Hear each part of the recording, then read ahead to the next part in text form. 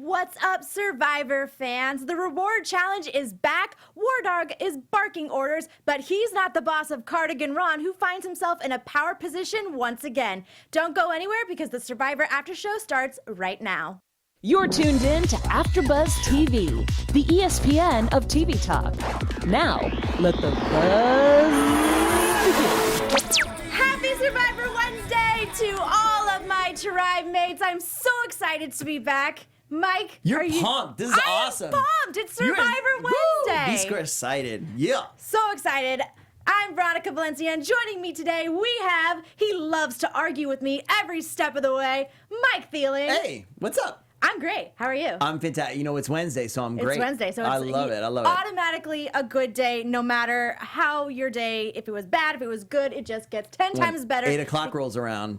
Yep, 8 o'clock, and Survivor is here. Coming up later in the show, we're going to be talking all about the return of the reward challenge because we haven't seen those in a while. Kelly's breakdown. What are those?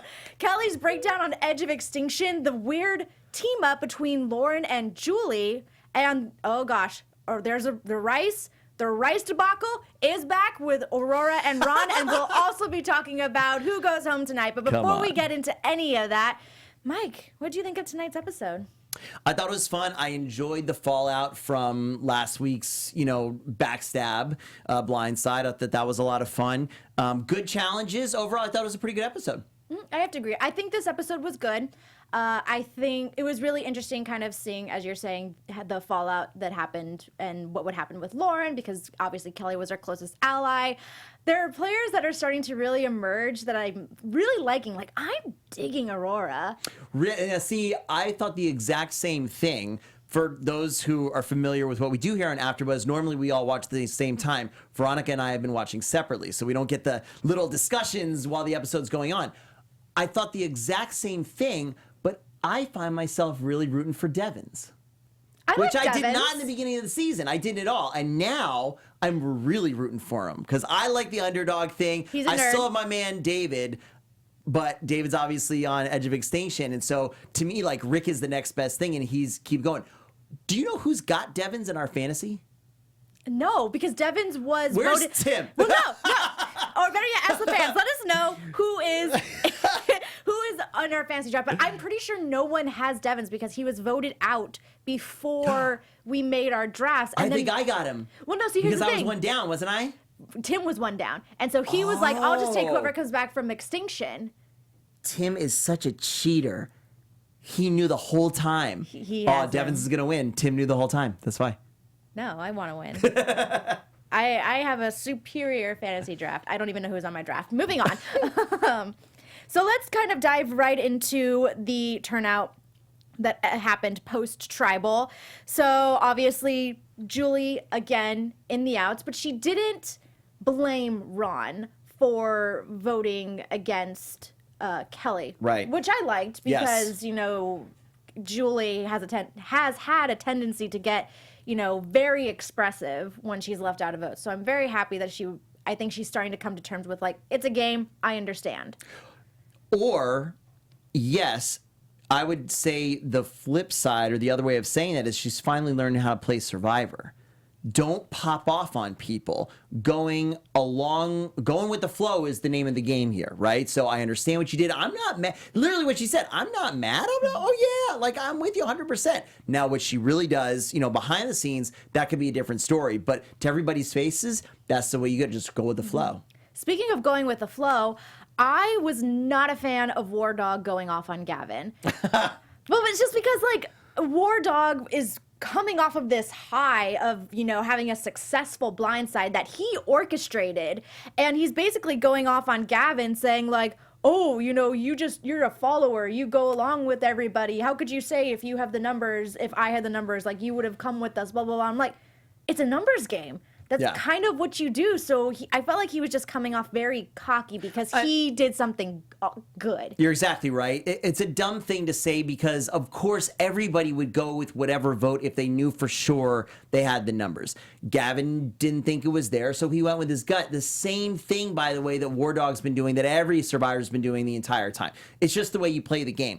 And obviously, spoilers, we all know what happens when Wardog goes home today. So obviously, he got his comeuppance, to use like your grandma's word, right? So, yeah, bad move. No, very dumb move. No need to call somebody out like that. No need. And no need to do it in front of someone who you end up trying to work with later in the episode, putting them in an awkward position. Jasmine Wright in the chat is exactly right. No pun intended. Wardog is Philip 2.0. Chief Inspector, Secret Agent Phil 2.0, oblivious to people's emotions. That's right. He's just, trying to command everybody, and it's really hurt his game. See, I could argue that it could be either or. In a sense, him commanding people the past few episodes has been helpful. Granted, he's not necessarily commanding, but he's being very forward with having people like, look, you do this, because this is how we're voting. He's not necessarily like going about and giving them an option. Right. So that has worked out in his favor because those people have gone on his side of the vote. But at the same time, in this specific situation, having that kind of personality and like it's ruining him. He wasn't reading the room, reading the island, whatever you want to call it, and this now was the time to probably tone that back. They made a major coup last episode, right? He did a huge flip to vote out Kelly, who he was, advertising. This was his main petition to everybody at Tribal Council that, hey, me, Kelly, Lauren, we've stuck together every single vote. And for him go back on that, that's a major, major move. To come after Tribal and be aggressive after it, I think is the wrong look. I think now was the time to tone it back. Definitely. It's the time to tone it back. It's the time to kind of talk to your allies. Again, damage control to people that you might have talked to that you weren't talking to. Get them in on it, kind of what Ron did exactly what he was supposed to do. His main ally, he went and made sure that she was okay and she understand, and he doesn't have to worry, hopefully, about Julie anytime soon. Right. So Right. Good for him. Let's move on to the reward challenge. Haha, that thing is back. Yeah. That thing we supposedly have this season. That's fun. It's fun because they eat. They eat and they get muddy. They eat and they get, I thought you said money. Muddy. They will get money They at some will get point money eventually, towards the end, but muddy. So yeah, we see this challenge. They're split up into 4 groups. On the blue team, it's Lauren, Devins, Wardog, and Julie. On the yellow team, it's Gavin, Victoria, Ron, and Aurora. And I am convinced that everyone who goes on Survivor has to have like the prettiest dives.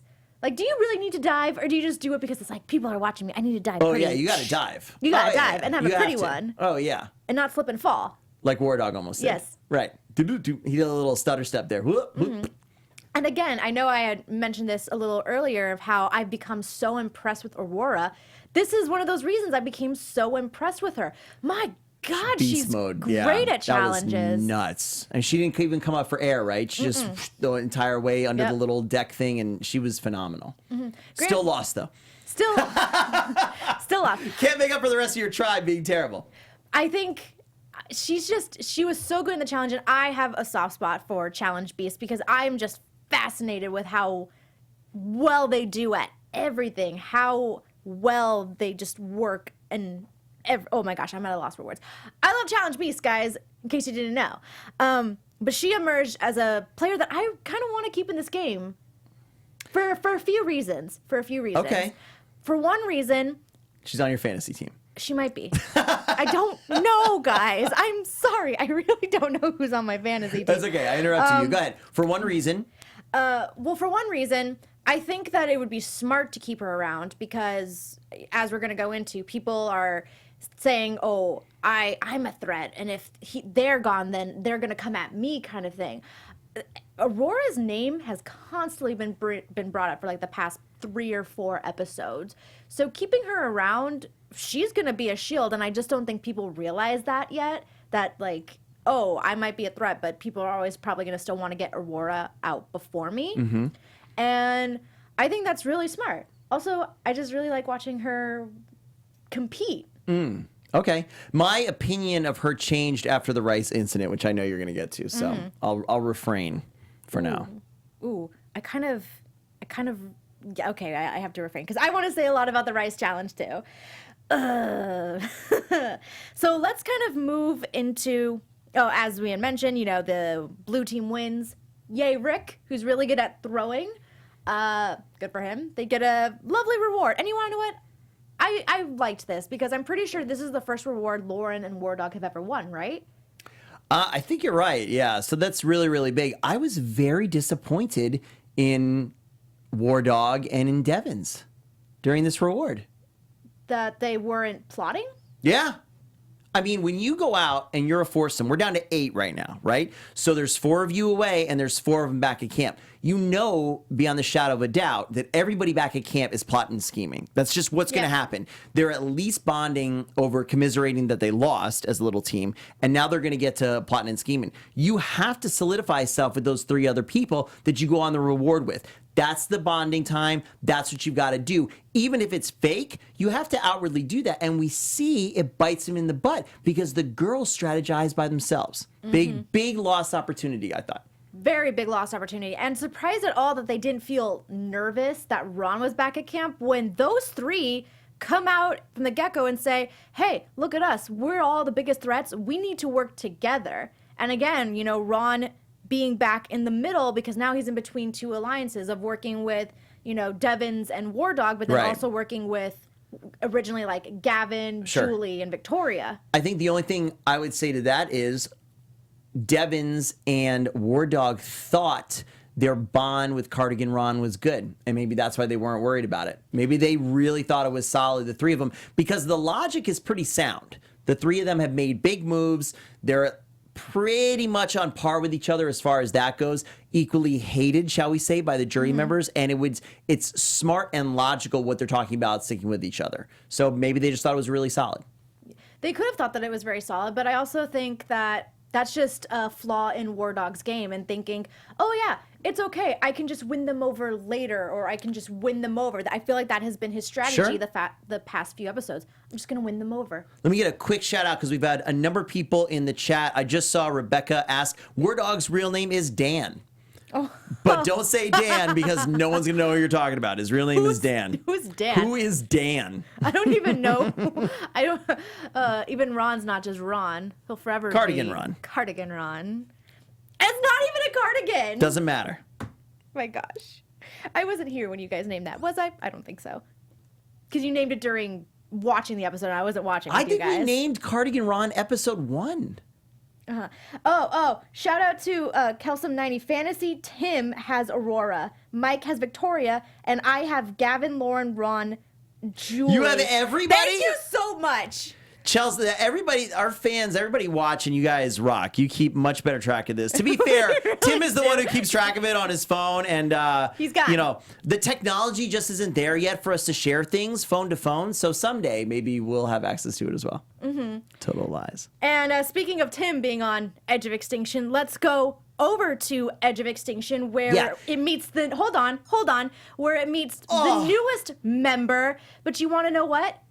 AfterBuzz also gets a lot of new shows, and I think you should tell our audience a little bit more about that. Veronica just really threw a cooler at me because I'm about to launch into some people on Edge of Extinction Island, okay? Because I was about to go off right now, and I can't go off on all you guys because we love you. Of course, everybody watching us, you guys are our extended panel. You are the best. Everybody hanging out with us in the chat. Chels for remembering our fantasy. Sheena, Eric, Nathan, Bria, Rebecca. We see you guys week after week. Thank you so much. But of course, you aren't on Edge of Extinction Island. You have access to the entire island, all the tribes. We here at AfterBuzz, you know, we do shows across all different genres, all different shows.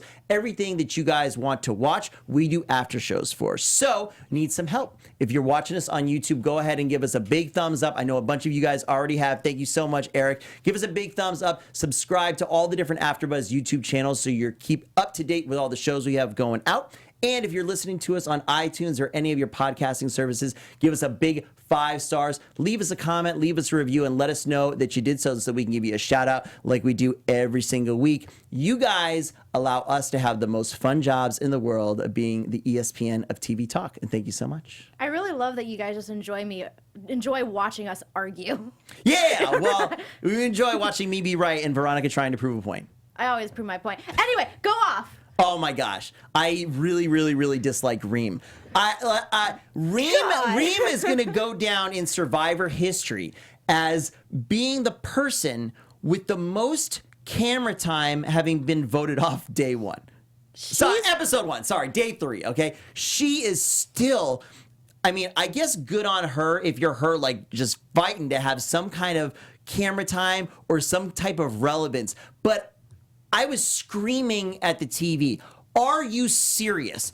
Kelly ruined your Survivor experience. Thank you. If you didn't know, guys, if you're just tuning in and this is your first time ever watching Survivor, the game is voting people off. That's the entire game, is to try to survive, right? Is to try to vote other people off. Reem's Survivor experience was ruined by Reem. She did a bad job in the first couple days solidifying any kind of alliance. She messed with people with their clothes on the beach. She sealed her own fate. Sometimes the first people voted off don't do that. In this case, I think she did. It's not Kelly's fault. Take some ownership. I don't know what she was trying to do with this little rant. Reem, I agree with you, Mike. Reem really bothered me with Kelly's whole kind of screen time on Edge of Extinction.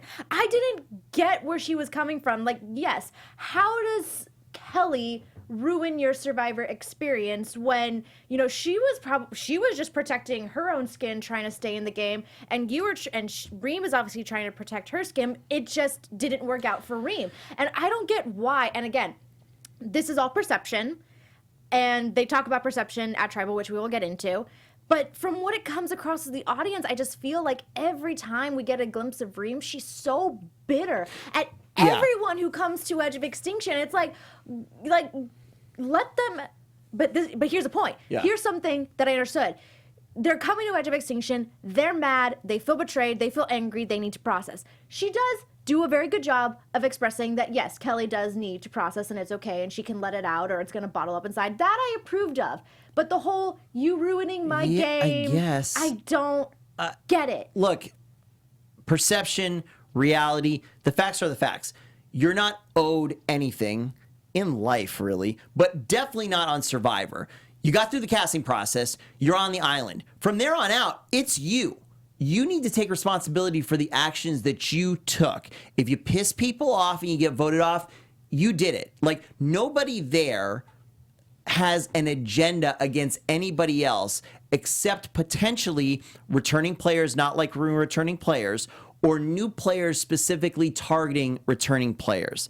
Other than that, you know, they don't know each other before this. There's no secret vendetta like, oh, Kelly, I'm going to ruin that woman's Survivor experience. What are you talking about? You're on the island. Do it. Do Survivor. Mm-hmm. Make your destiny. She just did a bad job, and she remains bitter about it, which, by the way, is triply, quadruply, septillion, whatever you want to say, annoying, because barely anybody else in the history of Survivor has had a chance to stay in the game. For as long as she has. How many days in are they right now? 29. Okay, 29. She's still in it. As I said last week, Reem could still win Survivor, which is ridiculous to think, right? I like don't want it to happen, but at the same time, that would be like the biggest Survivor blindside ever that I would just if Reem wins Survivor, like, I don't even know what like, come on. I would kind of be entertained by the idea, but I don't want it to happen. She's going to come back, and everybody else who's actually on the island is going to be like, who are you? Like, she's a complete wild card. All they know is that she pops off on people. Mm-hmm. And now, let me pose this question to you, since we've gone so deep into this subject. If she gets back on, let's just say everybody on Edge of Extinction Island ends up actually being the jury. And it's some crazy, like, 15-person jury. Oh, she's screwed. You think so? Or do people respect her for battling back? Or has she been just so negative to everybody on the island? Was she an instant, like, there's no way you got a shot? I feel like she wouldn't have a chance. Because granted, we don't see a whole lot of Edge of Extinction. We see, you know, typically the person who got voted out, we see their whole little package and whatnot and how they're coping with it. We don't see how their day-to-day, because it's probably nothing. It's boring. But I don't know. I feel like maybe Reem isn't making the kind of connections, the close bonds at Edge of Extinction that would get her jury votes. Right. You know, she still has a huge vendetta and probably isn't chummy with Eric. Right. So big chip on her shoulder. Big chip on her shoulder, and big chip on her shoulder to like I said, everyone who walks onto that beach after they get eliminated. So I think say for example she did get back in the game, I don't think she would get many jury votes, because yes, we can respect her for sticking with it for as long as she has been on that island, but at the end of the day, I don't think depending on what day they get back in the game, she might have not had to have, done much in the actual game, and she might not have the relationships to win. Okay, the last battle back from Edge of Extinction was a very physical challenge. What if Reem is just nuts at puzzles and at, physical exertion, like endurance? And what if she gets back and she's just crazy winning challenges like left and right? I mean, Chelsea said that they were going to boycott if she won, but it would be an amazing thing to watch if this woman gets back in the game and just dominates okay, you have to hold up 1,000 pounds and she just boom, got it on her back and just solid. It would be amazing if she just dominates. I would love to hate it. Yes. I would not be for it, but I would love that it's just so bizarre. Yeah. I do this kind of skipping forward ahead, but it still relates to Edge of Extinction. This is the last thing I want to say about it. Obviously, we know who goes home tonight. It was Wardog. And of course, he chooses to go to Edge of Extinction. And the minute he gets there, all you do is hear Reem saying something like, "Oh, you're going to get it tomorrow, or you wait tomorrow." And I literally wrote down in all caps and big letters, "Why is Reem so bitter?" Because I don't get it. There's no appreciation, and then we can move on because we've talked about Reem way too much in our own episode here. There's no appreciation for the fact that she still has a shot. That, hundreds, literally, of people in the past get voted off have no chance. Mm-hmm. No chance. Not only that, but if you're voted off anywhere near where she's voted off, you're not on the jury. You're not on every episode. You're just gone. We forget you. You're gone. So if I was her, I would be the happiest person you've ever seen on Survivor because you still got a shot and you were voted off first. Mm-hmm. It's real if Veronica and I agree on it. It's true. This is very rare, and I don't know how I feel about it. Moving on, so we can disagree some more. Again, all about perception. Let us know how you feel about Reem in the chat, in the comments, on iTunes. Oh, they don't like her. We don't see it in the chat. There you go. All about perception. So let's move on to kind of the reward challenge, the win they go off. As we had already kind of mentioned, Devins and Wardog missed their opportunity to scheme, but an unlikely pair of Lauren and Julie coming together, which I really liked because, with Wardog flipping and Kelly gone, Lauren could be seen as being on the bottom because she has nowhere to go, being left out of that threesome. That's right. So I really liked that Julie took the initiative to be like, "Hey, Lauren, they're never going to say the name of us girls going along with them. We should figure out what to do." Yeah. I mean, it's not ABC, always be closing on Survivor. It's ABA, always be aligning. So they absolutely have to take that opportunity. Good on Julie. Step it up. Yeah. Mm-hmm.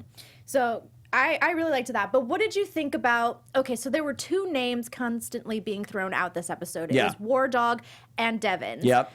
Say, for example, Devins hadn't won immunity, which again, we'll get to. What do you think would have been the right option? Because I was going back and forth in my head because they all were presenting good arguments. Okay. There's a distinction here. Who I want to stay is Devins because I really like him as a player. I think he's doing an amazing job. I think they should vote him off. He's very strong. He's very smart. He's not the top challenge beast, but he's performing very well at challenges. Obviously, he wins tonight. He's performing very, very well. And he got back from Edge of Extinction. That's a dangerous person to go to the end with. I think he's probably the smart choice. To get rid of? Yeah, but I mean, I love him. I don't want him to go anywhere. Mm-hmm. No, I agree. To be perfectly honest, had Devins and or Wardog, either of them gone home tonight, I would have been okay. I would have thought that was the smart decision regardless because, as you're saying, Devins has an incredible story. He came back from extinction. He's winning challenges. He's very smart. He presents good arguments. So he should go home because he's a threat. Wardog, at the same time, is really good at bringing alliances together, or should I say voting blocks together to get people out. And so before anyone else gets manipulated by him, it would also be great to get him out. So if either of them were to go home tonight, I would have understood. But like you, Mike, I'm like, I prefer Devin's personality more over Wardog. So I would like to see him stick around more longer. I think Devins would have a better case, at least right now. I think Devins has a better case at the end than Wardog, based on what he's done and what he's bringing together. Because remember, Devins at Tribal Council has created some crazy chaos out of almost nothing. And he just I love the way he does it too, because he's always in the back row for some reason, right? Mm-hmm. And he just kind of casually says something. And then people get all angry. He's, oh, no, but I'm just saying casual. Like, this is what it is. I'm going to do it. And remember, he turned it all around on Julia, that tribal. I mean, he is a really, really good talker. I think he's got the best resume between the two of them, at least. Between the two of them. So while they're getting muddy, having fun. Bromantic. Getting their bromance on at the reward challenge, we go back to camp where, you know, Ron, again, because he's in the middle of two alliances, gets the chance to figure out if he wants to work with this alliance of Gavin, Aurora, and Victoria. And I like this group of people. I wouldn't mind if he worked with them. But then we get to the rice debacle, which, why does it always come back to rice? Because they're starving. Because they're starving. That's true. Right. This is another classic Survivor faux pas. There's literally no reason to argue about any of this crap. You just got to let it go. There's no reason to get into it, because we see, obviously, everybody knows this is between Aurora and Ron. We see moments later Aurora talking about working with him, but there's bad blood from something as dumb as how much rice are we going to have.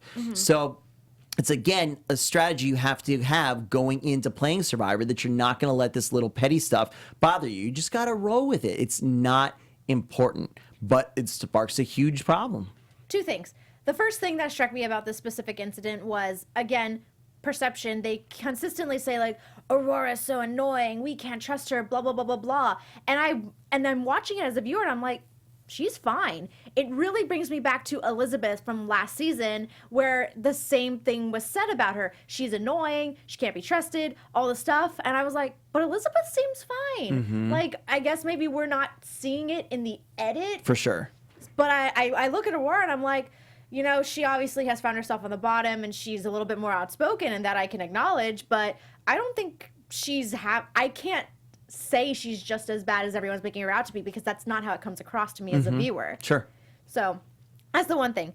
The second thing was, Ron is not necessarily my favorite, but I do commend him, because, you know, whenever you get the chance to be in that middle position and have that power, it's great. I also always think back to, like, Blood versus Water, when Jacqueline, and I think it was John, her partner, or her husband, or whatever, were constantly in the middle. It's such a great position to be in, because for some reason people keep putting you in that position. You're never going to get voted out, which is great. So I like the fact that he has the power, but I was very worried of this little outburst of, like, dude, are you blowing up your game over something as silly as rice? Because are you getting a little too arrogant?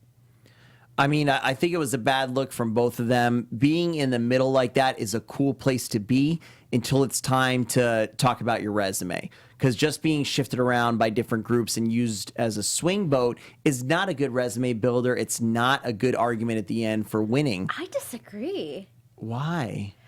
That doesn't show that you're making actual moves. You're just being used. But you kind of are. You're making the deciding factor of, like, who gets control in the game, but yet no one decides to go against you and get you out. But not if you're constantly in the middle. If you're constantly in the middle, that means nobody actually wanted to align with you, and they're just using you out of convenience. In fact, I don't know. But you're still making that big deciding vote. So I don't know off the top of my head, but has anybody who truly had that strong of a middle position made it to the end? Yes. I'm pretty sure Jacqueline made it to the end in Blood versus Water. I'll go with you because I can't remember. But did she win? No. Okay. Then I'm right.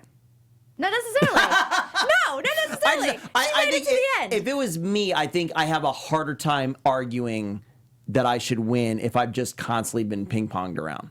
You could...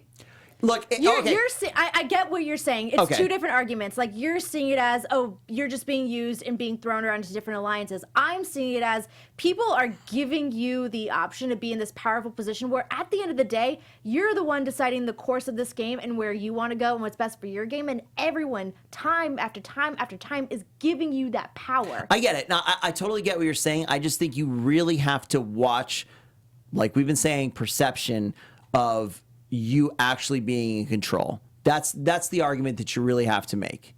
You can't just be floating and have people be like, hey, we're going to vote for this person. And the other side say, hey, we're going to vote for this person. Mm-hmm. You have to really make it that you're the one deciding. In fact, maybe you're going to whatever side you trust most and say, no, we're going to vote for that person. And I'll join you. I don't know. Okay. Let's kind of bring it right back to Ron, though. Were you nervous at all? Did you think that because he was so irritated with Aurora, and again, the plan for the longest time has always been Aurora, but things, in Survivor get switched up. Did you think he wanted to go Aurora just because he was so fed up with her? I absolutely got nervous. I got nervous. I don't particularly like either of them, as they're not my favorite players. But I got nervous for both of them, and especially right after he gave her back the advantage. I thought that was such a nice moment and such a thing to really solidify that I was surprised that they let this rice nonsense pop it off. So I was definitely nervous, I guess as nervous as you can, because I just thought, wow, bad move, man. They had something fairly strong, and why dent it? Oh, see, I didn't necessarily think he was giving her back the advantage to kind of make peace with the argument they had. I thought he was giving it back to get a favor with her. Like, if she's voted out, you can vote for me because you gave me an advantage. I didn't take it. I gave it back to you because I trust you. Correct me if I'm wrong. He, at least in the edit, he gave it back before the rice incident. So that's why I was nervous or maybe a little bit shocked, because they had this really nice moment. Maybe he's being duplicitous. We saw him say that kind of stuff. Maybe I'll just vote her out right away.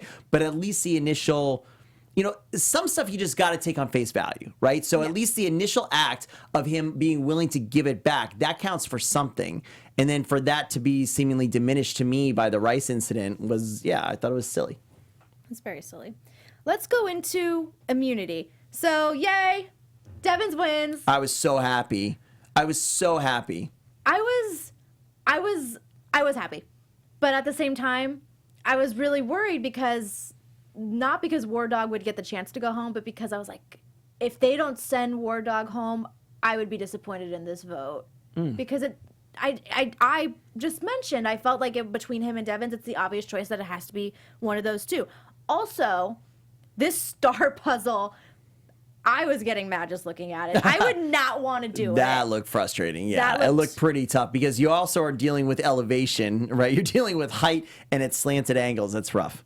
I would not want to do it. So good on Rick for winning. So good on him. Yeah. And then let's go into kind of our post immunity where, Wardog knows now that Devins has immunity. It's going to be him. So he's trying to rally Ron, Julie, and Lauren, which I found very surprising that he was very quick to think Lauren would still have his back after blindsiding Kelly.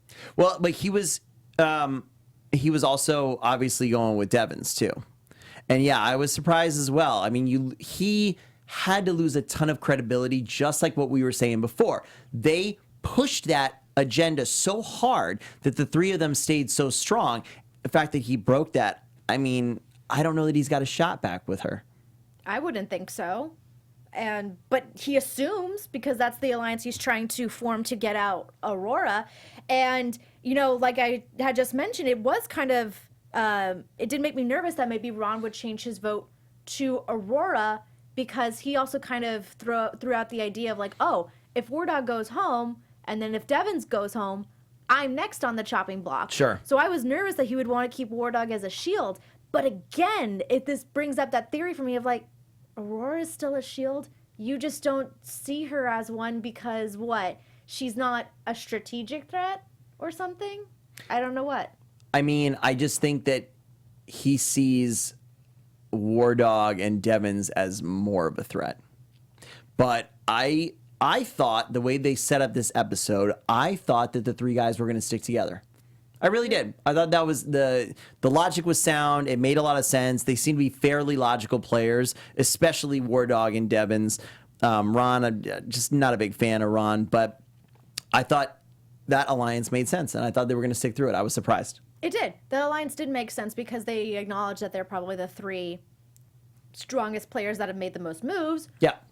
So I totally agree with that. It's also kind of a matter of like, who could they have brought in to who are the other two people who they could have brought in that they could use and they would accept it? I mean, maybe we didn't see it, but I think Wardog could have made a more impassioned plea to Lauren.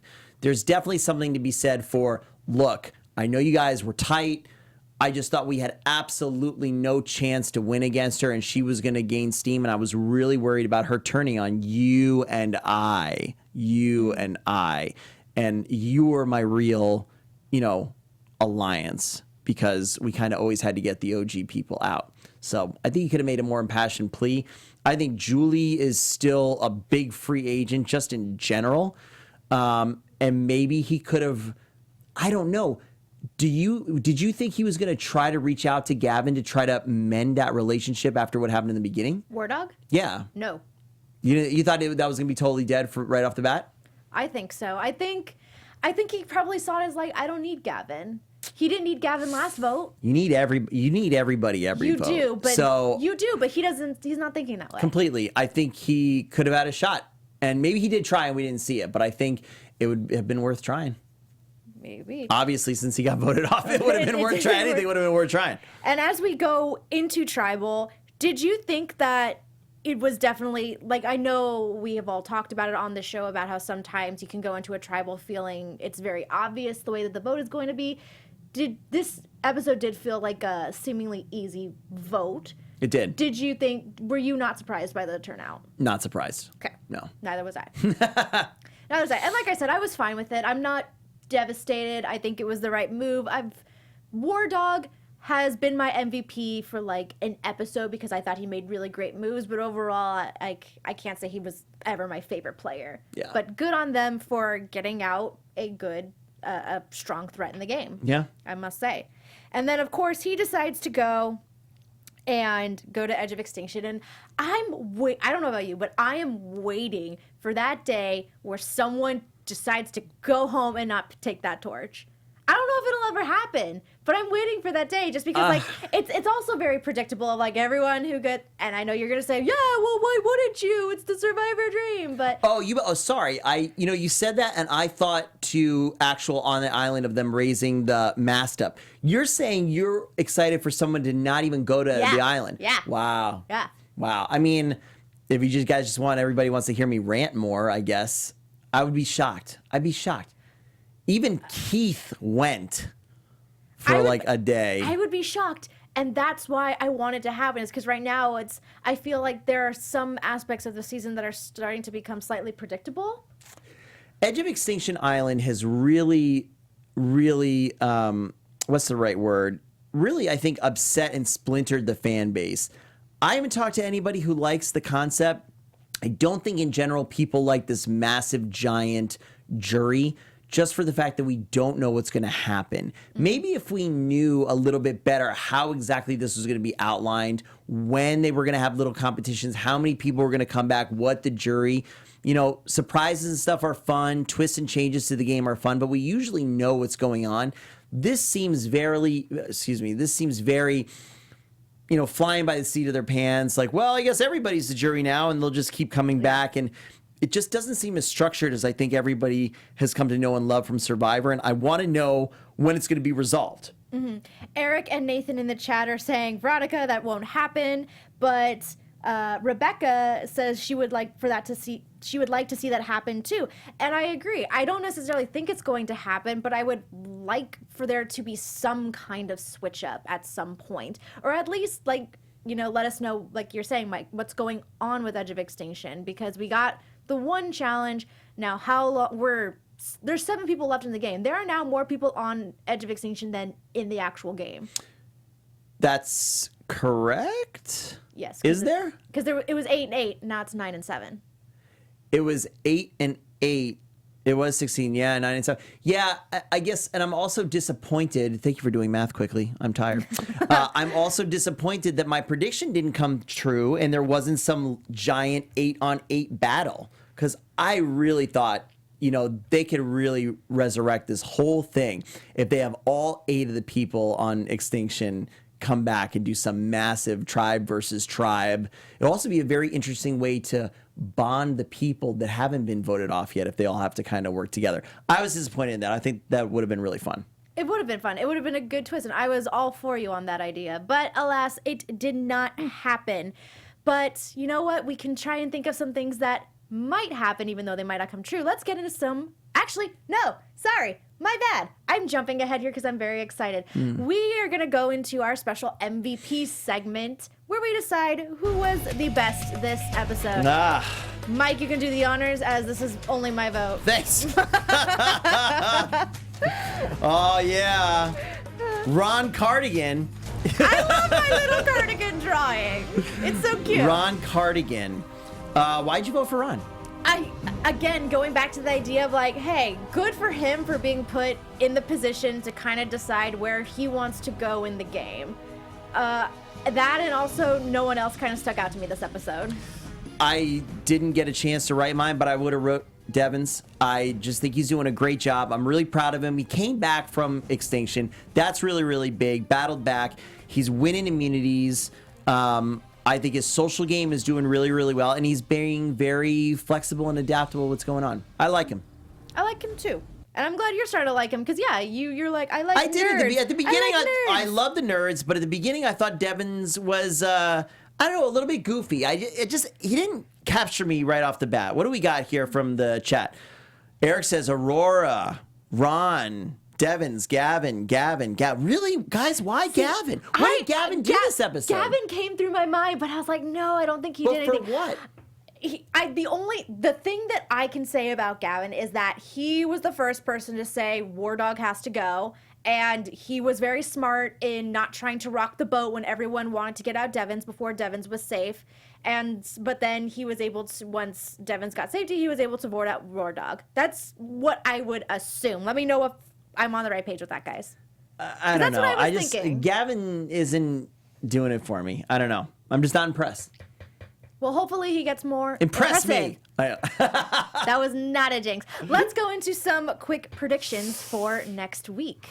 Your AfterBuzz TV predictions. All right, next week does look kind of juicy, I must say, because Ron gives Rick the expired advantage menu. Oh my gosh. Wait, sorry. Which is like, yeah. I just heard nothing of what you just said. Jasmine in the chat has an amazing prediction. I love this. Jasmine says, I would love if only the Edge of Extinction people got the family visit and not the regular players. That would be amazing. That would be so awesome. And they have to see, like, everybody else who's not voted out has to see the family visit happen. Like, oh my it's just like torture. I love it. I love it, Jasmine. I like that idea. I'm so sorry. What did you say? No, I like that idea. Forgot what I was gonna say. Oh yeah, no. He gives Devon's the expired advantage menu. Oh yes. Oh, I love it. I love it. That's that dirty. I love it. I am. Oh man, because if you good. Because if you recall, he has the option to steal a reward, get the extra vote, or get an individual immunity. Oh, it looks amazing, but it's expired eons ago, right? Yeah. It expired so long ago. I love this play. That's why I did not vote for him this episode, because it's probably going to be next episode. I love the sneaky Yao Man style. I love fake immunity idols. I love that stuff. I love Yao Man. Yao Man is amazing. He is wonderful. Dreams sucks. Yes. You're right. No, he did. Like, come on, man. Do not do that. Don't do that to Yao Man. Whatever. I am so excited because it's like I can just see that crumbling. Like Devon's will go from an all high of like, haha, I'm excited, to an ultimate low when Jeff says this is not, and you are not immune, or whatever Jeff would say. As much as I love Devon's, immunity. yeah, well, you have to choose immunity. I would just I love seeing the fake idols and stuff actually play out. So as much as I would hate it for Devins because he's my guy right now, That's I'd love true. to see it happen. That's true. The party receiving this Devins we like, so that would kind of suck. But Yeah. I love that we're switching it up and getting So a little good. dirty, and I absolutely love it. And then of course it's the family visit. Tears. There's gonna be tears. Expect tears. I never cry. I never cry on the family visit. What? Why do you laugh? I don't know. You just made know yourself you sound. hate it. You just made yourself sound so cold right there because you didn't say family visits. You were like, I never cry. Just like in life. No, the family visit to me is always. It's always silly to me, but of course I've never been there. I've never been starving and all this other kind of stuff that they're going through. But they act like they haven't seen their family in like 10 years. When in reality, it's been like 20 days or so. I'm always surprised by the overreaction. I also always get excited to see who shows up. Is it your husband? Is it your wife? Is it your high school gym teacher? Like, how close do you have people in your life? It's true, and it's always very telling, and it sometimes makes it very cute. I always remember to last season too, where Christian's girlfriend came out, and he just became like he was already America's sweetheart. He got raised like 10 notches that was because of that. awesome. It was fantastic. So we're gonna see some juicy betrayals next week. Hopefully, we're gonna see some family visits. But until then, Mike, where can our tribe mates find you on the internet? Guys, my tribe, all you watching right here, one last quick shout out, Veronica. I'm so sorry. Yeah. Your boy Eric in the chat, hashtag bring back the Survivor auction. I would be down for that. Guys, I'm Mike Thieling. You can find me everywhere at Mike Thieling. Hi, Veronica Valencia. You can find me on Twitter and Instagram at it's me, Veronica _P. Oh my gosh. What's your name? It's me, You Veronica. got too excited about the Survivor auction. Survivor auction, guys. Come on, let's get it. Oh, it's me, Veronica _V. There you go. Thank you so much for tuning in to our Survivor After Show. We love you. We appreciate you. And be sure to tune in next week. See y'all. Bye. Our founder, Keven Undergaro, and me, Maria Menounos, would like to thank you for tuning in to AfterBuzz TV. Remember, we're not just the first, we're the biggest in the world, and we're the only destination for all your favorite TV shows. Whatever you crave, we've got it. So go to AfterBuzzTV.com and check out our lineup. Buzz you later. The views expressed herein are those of the hosts only and do not necessarily reflect the views of AfterBuzz TV or its owners or principals.